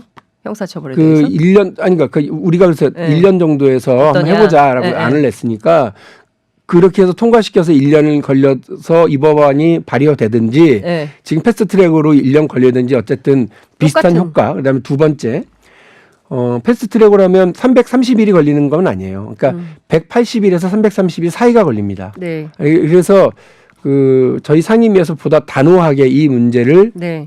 처리를 하면 상임위에서의 원래는 180일이거든요. 네. 그걸 90일로 단축시킬 수가 있습니다. 그 조항이 하나 있다라는 거 말씀을 드리고요. 더 웃긴 건 자유한국당이 패스트트랙을 한다고 그러니까 거봐 니네가 빨리 이걸 처리할 뜻이 없구나 이렇게 얘기를 어제 하더라고요. 네. 기자회견 열어가지고 적반하장도 유분수죠. 누구 때문에 지금 이렇게 하려고 그러는데 자기들이 큰 소리예요. 지금 만약에 지금 패스트트랙을 밟는다고는 하지만 예컨대 오늘 그 교육위원회 열리잖아요. 10시부터. 회의가. 안 열려요. 오늘 안 열려요? 예, 오늘 열자고 저희가 제안을 네. 했는데 크리스마스 이브인데 그래서 아니 크리스마스 이브인데 우리 다 나와서 일하고 있는데 무슨 소리예요? 오늘 월요일인데. 아니, 저는 하려고 그랬다고요. 민주당은. 그러니까 아니 크리스마스 이브 자유한국당에서 왜 놀아요? 자유한국당에서 26일 날로 넘어가서 26일 날 하자고 다시 역제안이 왔대요. 그래서 그렇게 오늘 안 하고 26일 날. 26일 날. 그럼 네. 자유한국당 의원님들 오늘 출근 안 합니까? 모르죠, 그거는. 월차 냈어요? 아, 제가 있는 그대로 말씀드리는 거예요. 아니, 저희는 근데 24일 날 하자고 제안을 드렸는데 네. 26일 그러니까 저희는 하루라도 빨리 이 문제를 해결하려고 아니 그랬거든요. 26일이 수요일이에요. 그리고 27일이 본회의예요. 맞아요. 그러면 네. 27일 날 본회의를 하려면 최소한 논의가 지금까지도 많이 논의를 하셔서 더 얘기할 거가 있을까 싶긴 합니다만 그러면 이대로 그냥 국회 본회의 통과 안 시키겠다는 것이 명약 관화해지는 상황인 겁니까? 제가 볼 때는 그렇고요. 원래 아, 그 너무하네요. 하는 척조차 하실 생각이 없는 것 같고요. 그냥 하나만한 말씀들만 계속 자유한국당에서는 늘어놓고 네. 시간만 끌고 유야무야 넘어가고 이렇게 하는데요. 그러니까 더 이상 여기 끌려가고 더 이상 그 법안 심사 소위에 묶여 있으면 안 되기 때문에 네. 패스트는 아님에도 불구하고 패스트 트랙이라고 하는 이름의 그 입법 절차를 밟아나가는 수밖에 없다는 네. 것이 저희들의 판단입니다. 자유한국당이 지금 형사처벌에 대해서 자꾸 과도하다 이렇게 얘기하는 주장의 근원은 뭐예요? 그러니까 국민들이 보기에는 그 잘못하면 당연히 형사처벌 받아야 되는 거 아니야? 형법상 당연히 그 문제 처리돼야지라고 생각하는데 자유한국당 의원들은 왜 이것에 대해서 과하다고 얘기를 합니까? 그럼 뭐 자유한국당 의원들 불러서 물어보시는 게 아니, 맞을 그 회의하면 텐데. 나올 아니, 거 그러니까 아니에요. 뭐 하시는 말씀 그런 거예요. 그러니까 아까 똑같은 얘기라니까요. 네. 식당에 주인한테 손님이 음식값 준 거랑 똑같다. 유치원 엄마 아빠들이 유치원 원장들에게 준 돈은 그렇게 사적으로 준 거래 서비스에 대한 대가기 때문에 네. 그걸 어떻게 처벌하냐 이런 얘기예요. 그러니까 제가 뭐라고 그래요? 그러니까 그런 얘기를 하시면서 네. 안 된다고 그러길래 어이가 진짜 없어서 예. 거기 학교입니다. 예. 그리고 그건 교비입니다. 예. 교비는 함부로 쓰면 안 됩니다. 예. 이거는 너무나 당연한 상식입니다. 우리 법에서도 그렇게 되어 있고요. 근데 왜 굳이 그거를 갈라서 두 개의 회계 처리 방식으로 갈라서 이건 처벌하지 말자라는 법을 만들어 오시나요? 네. 이해가 되지 않습니다. 그렇게 얘기하는 수밖에 없었던 거죠. 그래서 저는 자유한국당이 진짜 사실상 자기들은 한유총 편을 들지 않는다고 얘기를 하시는데 네. 결과적으로 보면 자유한국당은 한유총에 노골적인 편들기를 하고 있는 것 같고 네. 그 국회 역사상 역대급으로 이렇게 노골적인 이익 집단에 대한 그 민원 처리가 되고 있는 경우가 있었을까? 네. 그러니까 자유한국 그 한유총은 뭐 그 여론이 비등했었을 때에도 막 집회 열고 이러면서 막 박용진 고발한다 그러고 이저 폐원해 버리겠다고 협박하고 이렇게 했었던 거 아니에요? 네. 근데 자유한국당이 하는 그 입법 과정이라든지 논의라든지 논리라든지 주장은 네. 뭐 본인들은 경기를 일으키더라고요. 법안심사소에서 제가 왜 한유총 얘기를 그대로 하냐 그러면 막 네. 버럭버럭 저한테 화를 내던데 화를 내든지 말든지 객관적으로 자유한국당에서는 한유총 쪽의 이런 입장들을 많이 결과적으로는 반영하고 있더라고요. 제가 뭐 로비에 넘어갔다라고 말씀드리면 또 고발한다고 그럴 테니까 네. 그건 뭐 알아서들 판단하시고요. 네. 결론적으로는 그렇습니다. 그 지금 말씀을 좀 들어보면 일단 오늘은 회의도 안 열리는 거고요. 네. 그죠? 그러니까 어제 밤 오늘 아침 조간까지 종합을 해보면 그래도 오늘 회의를 열어서 논의를 이어갈 것으로 보였는데 그마저도 아니다라는 게 오늘 박용진 의원님 인터뷰를 통해서 이제 확인이 좀 된 건데 그럼 오늘 쉬고 내일 크리스마스니까 또 쉬고 그러면 26일 왜 이렇게 국회는 자주 쉬어요? 네? 아니 그래서 26일 날 출근들 하셔가지고 회의는 열겠죠. 그러나 뭐 하나만한 회의하고 그리고 27일 날 본회의에 상정도 안 되고 그렇진 않습니다. 이러면 그러니까 26일 날 그 전체 회의가 열리면 네. 자유한국당은 똑같이 시간 끌기와 침대 축구를 이어가려고 할 텐데 네. 저희들의 작전이 달라지는 거죠. 그래서 그날 민주당의 작전이 뭐예요? 어떻게 할 그날 거예요? 패스트트랙을 네, 발동을 하고요. 하고 예. 26일 날 원래 오늘 하려고 했었던 26일 거를. 날. 예. 그러니까 그렇게 되면 예. 27일 날 본회의에서 합의 처리하자라고 했던 원래의 그 약속은 깨지는 겁니다만 네. 그럼에도 불구하고 한 단계를 넘어서서 발동되기 시작하는 거고요. 그러면 그 법안이 이제 이게 예고가 되기 시작하는 거죠. 네. 그렇게 되면 짧으면 180일 예. 안에 해결이 되는 겁니다. 90일 6개월. 앞서 말씀하셨잖아요. 네. 90일로도 가능하다. 이거 조금만 아니 설명을 무슨 말이냐면 330일이라고 지금 다들 예. 보도가 됐는데 예. 상임위에서 180일, 예. 법사위에서 90일, 예. 그리고 본회의에서 60일을 지나면 자동으로 처리하게 되어 있는 거예요. 예, 전부 다. 자동 처리가. 예. 근데 상임위에서 예. 상임위에서 원래 180일은 발의하고 180일이 지나면이거든요. 근데 발의하고 저희가 5분의 3으로 관철시키고 나면 좀 되거든요. 네. 바른미래당에서 하겠다고 같이 해주시면 해서. 예. 그러면 거기서 90일 정도는 그러니까 절약할 수가 있답니다. 그래봐야 내년 6월이네요. 내년 6월이 지금처럼 질질 끌려가서요 못하는 것보다는 그게 낫지 않나요? 저는 그렇게 봅니다. 그렇게라도 해야 그럼요. 된다라는 생각을 하시는 건데, 그러니까 참 국민들 입장에서는 참 답답한 것이 국민이 이렇게 들끓는 여론이 있었고요. 10월에 얼마나 난리가 났었습니까? 많은 학부모님들께서 분노하시고, 근데 결과적으로 이게 국회에서 문턱이 막혀서 안 되니까 결국 국민의 얼굴을 닮은 국회가 아니구나. 민생 현안에 대해서 관심이 없구나. 저는 조금 다르게 생각하는데요. 국회라고 하지 말라고 지금 국회 전체를 그렇게 국회 욕하시면 전체가 안 돼요. 아니다. 그러니까 노력하는 정당과 의원들이 있고요. 있다. 예. 그리고 그러니까 국회 전체 욕하는 거 쉬워요. 네. 그럼 아무것도 안 변해요. 누가 잘못하고 있는지 어제 아까 김명균 씨 어머님도 나가시면서 그러더라고요. 누가 도대체 이 법을 가로막고 있는지 어느 정당이 반대하고 있는지 네. 두 눈 뜨고 똑똑히 지켜볼게요. 네. 저한테 그러시더라고요. 그렇게 해주시라고 그랬어요. 네. 그러니까 우리 엄마 아빠들 다 그러셔야 됩니다. 그러니까 우리가 제대로 안 하면 우리 아이들이 국회에서 함부로 취급받아요. 원장님들은 제대로 대접받는데 아이들은 함부로 취급받습니다. 엄마 아빠들이 누가 잘못했는지 정확하게 눈 뜨고 지켜보시고요. 그리고 엄마 아빠들이 뭉치셔야 돼요. 한유총 원장님들은 뭉쳐서 움직이잖아요. 그러니까는 자유한국당도 눈치 보고 국회의원들이 눈치 봅니다. 그런데 엄마 아빠들은 그 숫자가 훨씬 많은데도 불구하고 뭉쳐서 목소리를 내지 않으니까 자유한국당 아무 눈치도 안 보잖아요. 겁도 안 내요. 신경도 안 써요. 아이들을 함부로 취급한다니까요, 정말로. 근데 참 의원님 저희가 설명을 좀 하자면 자유한국당 의원님들은 오늘 회의 안 하신다면서요. 근데 엄마 아빠들은 오늘 출근해서 다 일하고 현장에서 먹고 그러니까 사느라 저도 그게 답답하긴 바빠요. 한데 그러니까 참 우리가 이게 답답한 건데 방법을 그래서 찾자고요, 어떻게든 다 같이. 방법을 찾아서 돌파를 해야 된다라는 말씀을 좀 주신 건데 야당이 자유한국당이 지금보다 더 무리한 요구를 할 가능성이 있습니까? 뭐 이것저것 더 갖다 걸 수 있겠죠. 어떤 방식이 게다가 있을까요? 지금 무슨 특감반 뭐 관련해서 좋은 뭐 물 들어오고 있다 이게 노 열심히 젓자고 하고 있을 텐데 네. 그러면서 국회 운영위를 열자 또 그다음에 되게 국정조사를 하자 별의별 얘기 다 하시겠죠.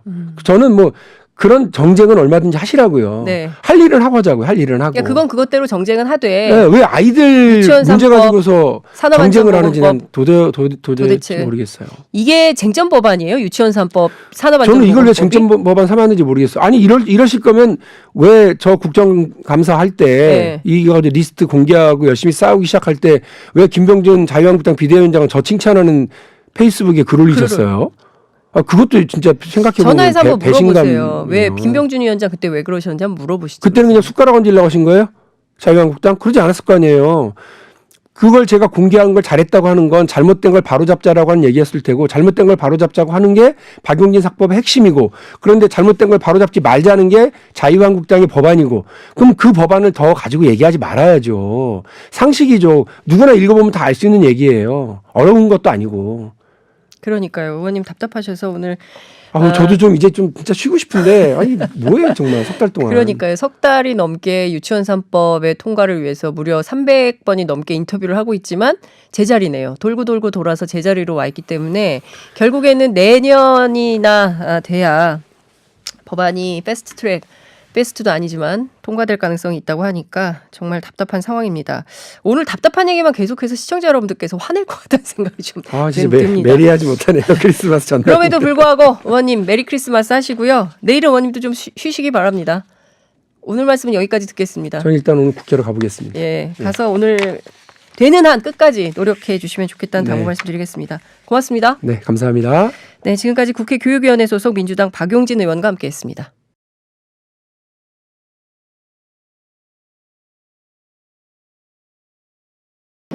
네, 뉴스공장 AS 불만 접수 내용 말씀드릴게요. 그런데 오늘은 불만이 아니라 함께 공감하신 분들이 굉장히 많았습니다. 특히 김용균 씨 어머님 인터뷰 관련해서 2382님께서 운전하는데 눈물이 나서 운전을 못하겠어요. 용균이 어머니 힘내세요. 이런 문자 주셨습니다. 3107님께서도 눈물이 납니다. 어른으로서 너무 창피합니다. 연대합니다 하셨고요. CKM388님께서는 소리 없는 애청자였습니다. 그러나 자장가 들으면서 출근하는 중에 울컥해서 회원 가입하고 댓글을 남깁니다. 이런 의견 주셨습니다. 유치원 3법 관련해서는 9977님께서 유치원 3법 꼭 통과시켜서 국민의 세금 제대로 감시해야 합니다. 말씀 주셨는데요. 적극 공감합니다. 저도 엄마거든요. 예. 윤종호 북구청장 관련해서도 많은 의견 주셨는데요. 소상공인들을 위해서 하신 일인데 너무 억울하십니다. 끝까지 잘 처리되길 바랍니다. 이런 의견들 주셨고요. 제가 올 때마다 꼭 나오는 질문이에요. 공장장은 어디로 갔냐? 7762님께서 오늘 공장장 왜 안 나와요? 이렇게 하셨는데요. 언제까지 휴가인지 저도 몰라요. 저도 오늘만 하기 때문에 내일의 대타 진행자가 누군지는 모르는데 대단한 분이 오실 거라고 기대하시라 이런 글을 작가님께서 써주셨습니다. 페이스북 뉴스공장 페이지에 오늘 힌트가 나갈 거라고 그러는데요. 누군지 저도 알려주세요. 왜 안 알려줘요? 빨리 알려주시기 바랍니다.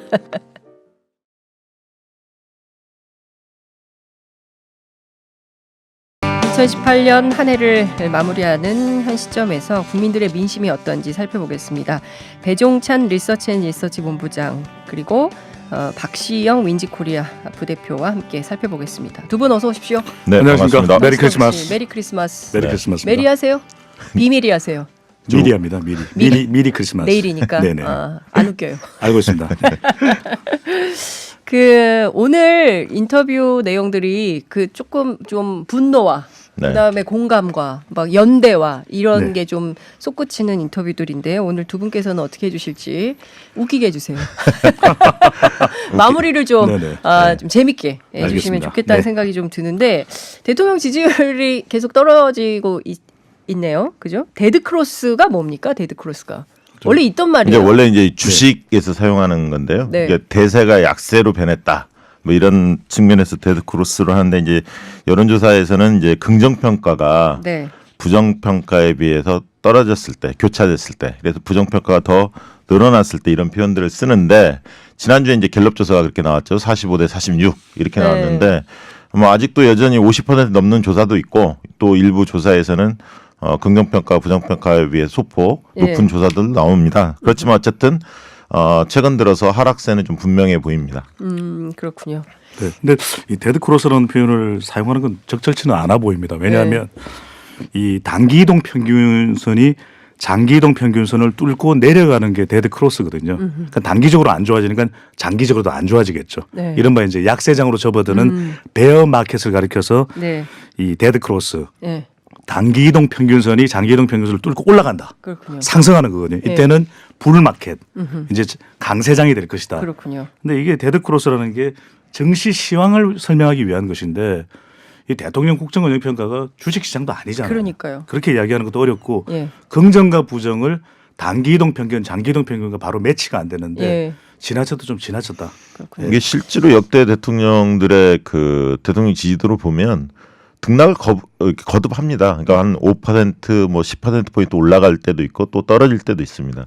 그래서 이제 지금 보면 자연스러운 좀 조정 국면인 것 같다는 생각이 들고요. 지금 되게 집권 2년차 4, 4분기 시점인데 그리고 이제 최근 들어서 이제 좀 몇 가지 악재들, 사건, 사고들이 좀 많이 터졌죠. 그리고 김태우 이른바 김태우 사건, 공직기강이 좀 해이된 거 아니냐 뭐 이런 논란들도 좀 겹치다 보니까 최근에 이제 하락폭이 조금 큰 건 사실이지만 크게 보면 예견된 그러니까 이 정도 시점에는 좀 빠질 수밖에 없는 그런 예견된 결과가 아니었나 그렇게 생각이 듭니다. 그런데 부정평가는 많아요. 왜냐하면은 역대 대통령 지지율을 보면은 긍정평가는 그다지 나쁘지 않거든요. 문재인 대통령이. 그런데 이 지난 두 번의 정권 이명박 대통령 또 박근혜 대통령 때는 긍부정이 굉장히 첨예했습니다.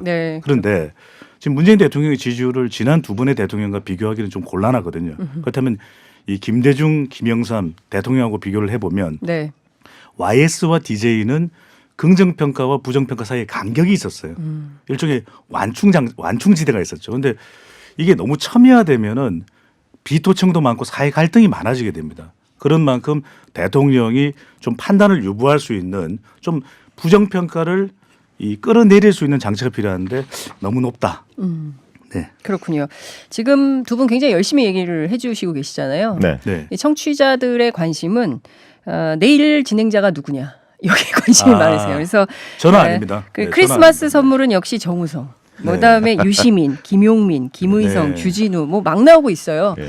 그 두 분 얘기에 관심이 없다는 거가 참 네. 참담한 심정이라는 참담하네요. 거를 제가 좀 왜 전해드리면서 불렀죠, 우리를? 그러니까 네. 그것도 공장장이 없을 때 그러니까요. 예. 우리를 피하는 건 아니죠. 네. 네. 저도 피하나요? 덩치를 피하는 건데. 아니 뭐 괜찮습니다. 저는 두 분을 사랑합니다. 네. 예. 메리 크리스마스 이제 하시고요. 예. 그 문재인 지지층들이 볼 때는 좀 안타까운 측면도 좀 있는 것 같아요. 네. 왜냐하면 이제 국정 기대감이 워낙 높았던 정부거든요. 촛불로 그 탄생된 정부이기 때문에 그렇죠. 그러다 보니까 좀 잘하는 것 있으면 이건 뭐 의례 당연한 것 이렇게 받아들이고 잘못한 게 좀 나오면 그러니까 잘못한 것도 있고 또 기대치에 못 미치는 것들도 상당히 많거든요. 네. 기대치에 못 미치면 여러 요인들이 있지만 모두 이제 정부 탓으로 돌리는 이런 것들을 보면 좀 안타까움이 느껴지는데 언론이 되게 호떡지에 불나듯이 이 호들갑을 좀 많이 떠는데 너무 이렇게 뭐 2, 3%, 1, 2% 빠진 걸 가지고 의미부여를 크게 하는 것은 적절하지 않다. 저는 좀 그렇게 보고요. 그러니까 지금 저는 그게 핵심 포인트라고 생각을 하는데요. 그러니까 뭐냐면 이제 관점에 따라서 다르잖아요. 그러니까 어떤 시각으로 보도하고 어떤 데를 강조하느냐에 따라서 국민들의 여론이 왔다 갔다 하는 측면이 있거든요. 근데 이제 말씀하신 대로 문재인 정부가 초반부터 해서 적극적으로 잘 해낸 포인트들도 있지만 결국에는 지금 뭐 자유한국당에서는 김태우 사건이 지지율 하락의 가장 큰 요인이다라고 주장을 하지만 실질적으로는 경제, 일자리. 근데 사실 이것은 경제가 다 나쁜 게 아니라 양극화 문제거든요. 그러니까 이 문제를 어떻게 해결할 거냐. 그러니까 재벌들, 대기업들, 30대 재벌들 883조 원이나 되는 사내유보금 쌓아놓고 고용과 투자에 대해서 적극적으로 나서질 않고 있잖아요. 그러니까 이런 것들에 대해서 예각적으로 비판을 좀 해줘야 네. 되는 거 아닌가라는 생각이 좀 드는데 저는 바람돌이 선생님께서 말씀을 좀 네네. 해주시죠. 예. 머리가 치솟을 대로 치솟았는데 예. 네, 뭐 저 같은 경우는 이제 골든 크로스가 되겠습니다. 근데 대통령 지지율에서 중요한 거는 예. 국민들에게 이제 정책적인 소통을 할 필요가 있거든요. 그렇죠. 너무 지나치게 관심이 청와대 쪽에 가 있다는 겁니다. 이게 대통령이 하고 있는 일, 정부 부처 쪽으로 더 소통의 방점이 찍혀져야 되는데 네. 지나치게 청와대 주변 인사들에 몰려 있는데 물론 그렇게 탓할 수는 있습니다. 언론들이 왜 이렇게 이 청와대 쪽을 주목하고 있느냐. 네. 또 보수 언론들은 왜 문재인 대통령 끌어내리기에 혈안이 돼 있느냐. 네. 근데 노무현 대통령 때도 상황은 비슷했거든요. 일종의 학습 효과가 있다면 분명히 문재인 대통령에 대해서 비통하는 세력은 반드시 있기 때문에 이들마저도 노련하게 네. 관리할 수 있는 그런 대통령 지지율 관리 전략이 필요한데 사실 그 부분이 조금 미흡한 점은 분명히 있어 보입니다. 그러니까 지금 첨예한 게 비정규직 노동자들 문제, 그러니까 노동 현안, 그 다음에 경제, 일자리 뭐 이런 거 아니겠습니까? 그 네. 유시민 노무현 네. 재단 이사장도 어제 그런 얘기를 했습니다. 경제와 일자리다 뭐 네. 이런 얘기를 좀 했는데요. 특히 20대 남성 지지율이 빠지는 이유는 뭘까요? 박시영? 그러니까 사회적 현상도 있고 네. 플러스 정책적 요인도 있는 것 같아요. 그러니까 네. 사회적 현상이라는 거는 성 갈등이 최근에 이제 젠더 이슈가 굉장히 커졌다. 이건 이제 여론조사 상으로도 좀 나옵니다. 그러니까 세대 갈등 못지않게 성 갈등을 좀 꼽고 있거든요. 국민들이 볼 때. 세대 갈등. 예, 그게 좀 크게 보이고요. 두 번째 이제 정책적 요인으로 본다면 20대 남자들은 좀 본인들이 역차별을 받고 있다 이런 생각들을 좀 가지는 것 같아요.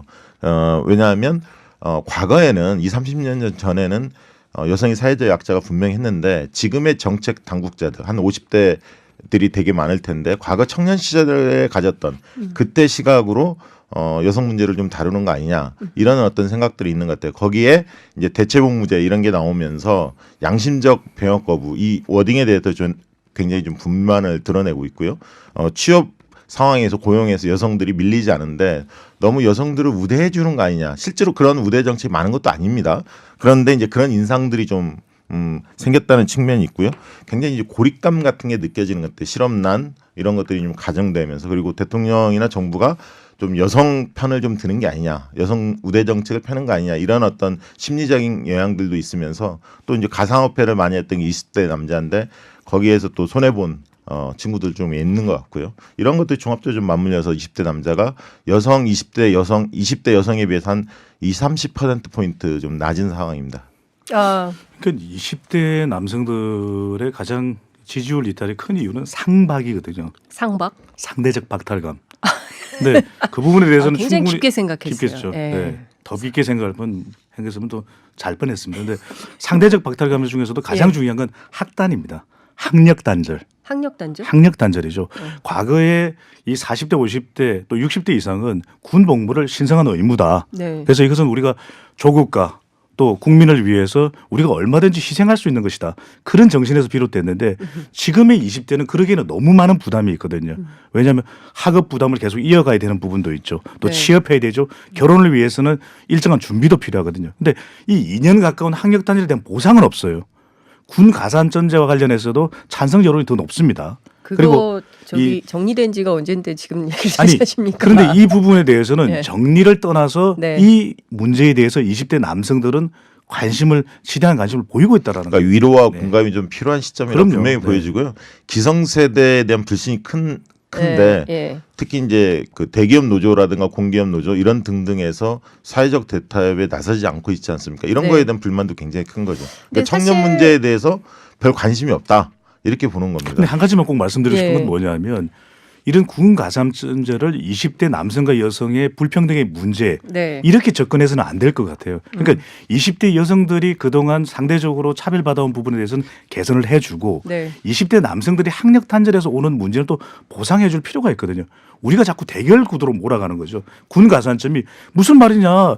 이 그건 오직- 나중에 따로 토론하시죠. 따로요? 네. 너무 그 네, 알겠습니다. 오늘 뭐 네. 지금 시간도 많지 않은 가운데 그 하고 싶은 얘기만 하시면 안 되기 때문에. 알겠습니다. 근데 다른 거 다 떠나도 OECD 평균 기준으로 보면 우리가 유리천정 지수가 너무 높아요. 그리고 여성에 대해서 마치 무슨 우대 정책을 하고 있는 것처럼 여론을 만들려고 하지만 실제 현실은 그렇지 않다는 거죠. 그러니까 넘어가시죠. 학교 다닐 때까지만 해도 그게 뭐 평등하지만 이게 사회 진출하면 여성들이 여전히 매우 심각한 그 지위에 있어요. 그렇기 때문에 그런 것은 그 데이터를 보면 다 확인할 수 있는 이슈들이기 때문에 왜 사회자를 그 그렇게 자극시킵니까? 저는 페미니스트 얘기하면 안 된다라는 점 페미니스트예요, 말씀을 좀 네. 드리면서 정당 지지율 좀 볼게요. 지금 민주당은 그렇게 많이 안 떨어졌죠. 그렇습니다. 자유한국당 좀 올랐습니까? 자유한국당은 조금 이제 오르는 추세인데요. 네. 조사 기관마다 좀 다른데 네. 10대 10% 중반대 나오는 조사도 있고요. 20% 중반대 나오는 조사가 있습니다. 근데 어쨌든 대통령 지지도가 완만하게 지금 하락하고 있지만 민주당 지지도는 40% 내에서 계속 그 고착화되고 있거든요. 굉장히 네. 높은 수준이죠. 그 이유가 뭔가 민주당이 잘해서 그런가 잘하는 측면도 있겠지만 한국당에 대한 그 비호감도를 네. 갖고 있는 그 비호감 정서가 굉장히 두텁기 때문에 근본적으로 이분들이 볼 때는 한국당이 근본적으로 바뀌지 않았다 이렇게 좀 보는 것 같아요. 그러다 보니까 다른 선택지가 없다. 네. 그래서 민주당 쪽을 여전히 높게 많은 분들이 지지하는 게 아닌가 그렇게 생각이 듭니다. 그 자유한국당도 지금의 소폭의 지지율 상승이 네. 사실은 자발적이고 자생적인 것보다는 예. 반사이익의 성격이 강하거든요. 예. 이렇게 오면 이것이 일종의 지지율의 착시 함정에 빠질 수 있는 음. 거고 더불어민주당도 마찬가지인 그 정당 지지율은 상대적인 거예요. 그러니까 더불어민주당을 잘했느냐 못했냐고 물어보는 게 아니거든요. 대통령은 대통령만 놓고 잘했냐 못했냐를 물어보니까 지금은 앞서 말씀하신 대로 다른 정당보다는 그래도 조금이라도 더 호감이 있기 때문에 더불어민주당을 지지하는 것이기 때문에 우리는 대통령의 지지율이 하락해도 끄덕없어 네. 라고 생각해서는 안 된다. 그건 오판이다. 네. 무당파가 좀 늘었습니까? 그러니까 이를테면 민주당과 자유한국당 그밖에 정당에서 이탈한 지지층이 나 지지정당 없어 이런 쪽으로 빠지고 좀 아니요, 있어요? 그건 무당파가 아니에요? 특별히 늘었다는 어떤 징후는 없고요. 네. 무당파 중에 일부가 이제 그 한국당으로 복귀하는 거죠. 과거 네. 한국당을 지지했던 분들이 일부 빠졌다가 예. 그 중에 또 일부는 다시 한국당으로 좀 복귀하는 그런 어떤 상황이고요. 무당층은 이렇게 봐야 될 것 같아요. 무당층이 늘어난 것만은 분명합니다. 이 어떤 조사에서는 무당층이 거의 4분의 1 가까이 되거든요. 응답자에. 네. 지지 정당이 없다는 거죠. 이렇게 늘어난 이유는 선거 때가 아무리 아니더라도 이렇게 무당층 비율이 높은 건 정치 혐오입니다. 저는 그렇게 근데 보지 정치 않고요. 혐오가 네, 그렇게 네. 많지는 않지 않나요? 과거에는 네. 무당파가 늘 선거를 앞둔 시점엔 한 20%로 줄지만 20%로 네. 일상 시기에는 30% 가까이 나왔거든요. 그런데 지금 이제 다당제 속성이 되면서 네. 실제로는 무당파 크기가 줄었다 이렇게 봐야 합니다. 과거에 비해서는. 네. 알겠습니다. 오늘이 24일, 네. 다음 주 월요일이 올해 마지막 2018년 마무리를 하게 되는데요. 올 한 해를 정리하면서 야, 이 장면은 정말 잊을 수 없는 결정적인 장면이었다. 백두산 하나를 천지죠. 꼽는다면 백두산 천지 9월 19일. 네. 저는 판문점에 이 두 정상이 예. 경계석을 넘는 부분 아, 고무줄놀이 하듯이 네. 왔다 갔다. 그건 오래되고 기억이 잘 안 나요. 오래되진 않았는데 네. 괜찮으신 거죠? 예. 네. 박신구 의원님. 네. 네. 기억력에 문제 없으신 네. 거죠. 네. 근데 좀 어떠십니까? 지금 보면 여러 가지 이 일들이 좀 있어요. 김정은 위원장의 답방 이슈도 있고요. 네. 그죠? 네. 그리고 국내 이슈로 보자면 유치원 3법하고 산업안전보건법, 사실 오늘 이 두 법에 대해서 좀 그 국민들께서는 좀 결론을 좀 내주기를 기대하고 있는데, 앞서 이제 박용진 의원 인터뷰를 보면 좀 난망한 상황인 거고요. 뭐 자유한국당이 반대해서 지금 안 되고 있다라고 이제 주장을 하셨기 때문에 올 한 해를 넘는 민심은 참 뭐 좀 되는 게 없네. 그러니까 이런 생각을 좀 답답한 하실까요? 마음이 많을 겁니다. 그러니까 네. 그 현 정부가 개혁 드라이브를 걸었는데 네. 이게 뭔가 마침표를 좀 찍어야 하는데 네. 아직은 진행 중인 게 있고 좀 삐거덕거리는 것도 상당히 있거든요. 음흠. 그래서 제가 볼 때는 촛불의 어떤 외침이라는 것이 네. 거대 기득권 부패 세력에 맞서서 네. 과감하게 좀 사회를 개혁해달라, 바꿔달라, 세상을 바꿔달라 음흠. 이런 어떤 요구였기 때문에 집권 세력으로서는 굉장히 중심을 잘 잡을 필요가 있습니다. 지금 지지율이 좀 떨어졌지만 이 갈팡질팡하면 안 되는 거거든요. 음흠. 중심을 좀 잘 잡고 네. 쇄신할 것들은 쇄신하되 네. 원칙은 지키는 것이 좋겠다. 저는 그렇게 생각합니다. 저는 이 2018년을 되돌아보면 무당층이 크게 늘어나지 않았다고 말씀하셨는데 저는 네. 정치 혐오가 정말 극단화되는 해가 바로 2018년이다. 아, 그래요? 저는 오히려 표현할 때 국가 부도의 날이라는 영화 제목도 있지만 저는 정치 부도의 해로 봐요. 왜 통과시킬 민생 법안들을 안 통과시킵니까? 그리고 국민들의 촛불 민심에 국민 주권에 돌려주겠다고 해놓고는 공안 갑질이 웬 말입니까? 네. 국회의원이 권력인가요? 특권은 아니잖아요. 네. 그렇다면 국민들을 섬기는 자세로 해야 되는데 네. 그런 갑질의 행태, 저는 이것이 과연 2018년에 일어나야 될 일인가요? 네. 정치 부도의 날이 아니라 국회 부도의 날. 왜냐하면 좀 답답해요. 국회가 좀 역할을 좀 제대로 해주면 되는데 거기가 마치 개혁의 마지막 종착역 같은 느낌 들어요. 거기서 막 그 개혁 입법들이 통과가 안 돼서 국민들이 답답하니까 말이죠. 그 주말 사이에 굉장히 뜨거운 이슈가 된 분이 바로 유시민 노무현 재단 신임 이사장인데요. 팟캐스트 하신다고 네. 시작을 했습니다. 그래서 정치 다시 복귀를 하는 거냐 네. 아니냐, 본인 스스로는 여러 언론들이 나를 괴롭히고 있다. 아니다. 이렇게 명백하게 말씀을 하셨는데 어떻게 보세요, 두 분은? 그러니까 이제 그 뭐랄까 가짜 뉴스, 그다음에 이제 반지성주의에 맞서 싸우겠다 네. 이렇게 이제 표현하면서 팟캐스트 유튜브 시작하겠다 이렇게 밝혔는데요. 몸만 풀어도 네. 벌써 긴장하는 사람들이 많습니다. 그 아. 이유는 보수층들이 가장 두려운 상대가 유시민이거든요. 네. 그러니까 이분은 컨텐츠도 있고 지지층을 흥분시킬 수 있는 그런 어떤 능력이 있습니다. 거기에 방송이나 그 저서 출판을 통해서 문화라는 새로운 무기를 좀 장착한 측면이 있기 때문에 저는 만약에 범여권 쪽에서 그 차기 대선에서 그 상황이 여의치 않을 때 네. 언제든지 꺼냈을 수 있는 특급 조커가 아닌가 그런 아. 생각이 좀 듭니다. 특급 조커다. 저는 두 가지로 남아있는 게, 하나는 과연 권력 의지가 있느냐. 본인이 계속해서 손사래를 치거든요. 나를 여론조사에 포함하지 말라. 맞아요. 중앙선거론조사 심의위원회에 공문을 보내겠다. 네. 근데 공문을 보낸다 하더라도 여론조사에는 포함 안 되겠지만 국민들의 관심을 수는 없다. 원천 배제할 수는 없는 일이거든요. 네. 또 하나는 강한 권력 의지가 있어야 되는데 권력 의지가 없다 보면 계속 조직은 있을 수 있느냐. 네. 계속해서 따라다니는 것이 유시민 이사장은 이 몸집이 없다. 조직이 없다. 그래서 저는 조금 몸무게를 불려야 되지 않을까. 아, 권력 의지가 없다고 보세요, 네, 유시민 몸집을 이사장은. 불려면 좀 많이 드시고. 저는 뭐 몸무게를, 유튜브 하면 한 달 내에 거의 50만 돌파할 수도 있다고 봅니다. 그만큼 한 달이요? 지지층들이 굉장히 목말라 있다는 거예요. 그런 네. 유튜브나 팟캐스트를. 네. 그래서 저는 뭐 유시민 구독자 50만 돌파? 네, 구독자 50만 아, 돌파할 예. 거라고 봅니다. 그래서 지금 보수 쪽에서 가장 높은 게 뭐 27만 이러는데요. 저는 뭐 50만, 100만까지도 나갈 수 있다. 굉장히 네. 잠재력이 크다. 네. 근데 다른 거 다 떠나서 반지성주의와 싸우겠다. 저 어떻게 보면 사회운동적 성격도 좀 있는 거 아닙니까? 네. 그러니까 과거에는 약간 이분이 아집이 좀 세다는 느낌이 있었는데 최근에 이렇게 여러 가지 활동하는 걸 보면 네. 좀 차이를 인정하려고 하고 과거에는 차가운 리버럴리스트 같은 느낌이었는데 따뜻한 진보주의자 네. 이런 쪽으로 좀 변모하는 게 아닌가, 진화하는 게 아닌가 그런 생각을 가지고 있습니다. 앞으로 뭐 유시민 이사장은 네. 출마에 대한 강한 의지는 현재는 드러내지 않고 있기 때문에 앞으로 뭐 어떤 행보를 보이느냐 유시민 이사장은 시민이 평가하겠죠. 시민이 평가할 거다. 네. 그러니까 시민에 의해서 부름을 받고 문재인 대통령도 본인 정치의 뜻이 없었지만 어찌됐든 주변에서 국민적 요구로 이렇게 불려나온 케이스. 국민을 이기는 정치인은 없습니다. 국민을 이기는 정치. 그러니까 국민의 부름을 받고 네. 본인은 원하지 않지만 불려나올 가능성은 있다. 네, 저는 충분하다고. 있다? 있다. 있다. 네. 알겠습니다. 아, 유시민은 시민이 평가한다. 시민이 평가할 거다. 언어 유의라고 우리 PD께서 써주셨어요. 아니 저런 네 어쨌든 진지했는데. 그러니까요. 네. 네. 오늘은 여기까지 들어야 될 것 같습니다. 두 분 고맙습니다. 네, 감사합니다. 감사합니다. 메리 크리스마스 하세요. 안녕.